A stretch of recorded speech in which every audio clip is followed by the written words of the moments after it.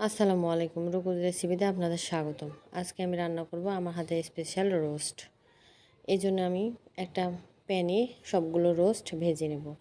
তারপর ওই তেলে দিয়ে দেব পেঁয়াজ বাটা, তারপর দেব আদা রসুন বাটা। এগুলো দিয়ে ভালো করে নেড়ে চেড়ে দিয়ে দেব গরম মশলা, মরিচের গুঁড়া আর জিরার গুঁড়া। তারপর দিয়ে দেব 2 চামচ টক দই। এগুলো দিয়ে ভালো করে নেড়ে চেড়ে নেব। নাড়াচাড়া হয়ে গেলে দিয়ে দেব বাদাম বাটা। এখানে আছে 2 রকমের বাদাম আর আছে পোস্তদানা। এগুলো দিয়ে ভালো করে নেড়ে নিয়ে তারপর দিয়ে দেব রোস্টের মশলা। তারপর দিয়ে দেব সামান্য একটু পানি। পানিগুলো দিয়ে মশলাটা কষিয়ে নিয়ে দিয়ে দেব ভেজে রাখা মুরগি। এগুলো দিয়ে ভালো করে নেড়ে চেড়ে নেব। এরপর দিয়ে দেব লবণ।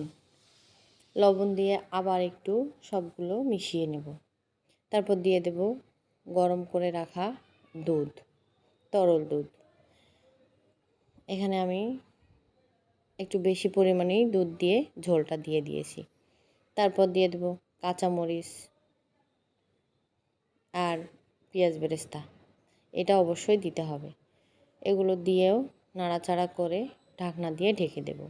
তারপর ঢাকনা খুলে দিয়ে দেব চিনি আর কেওড়া জল। চিনি আর কেওড়া জলটা রোস্টেড স্বাদটাকে দ্বিগুণ করে তোলে, আর এজন্য এটা আমরা অবশ্যই দেব। এগুলো দেওয়া হয়ে গেলেও নেড়েচেড়ে নামিয়ে নেব। এই তো হয়ে গেল আমার রোস্ট। ধন্যবাদ।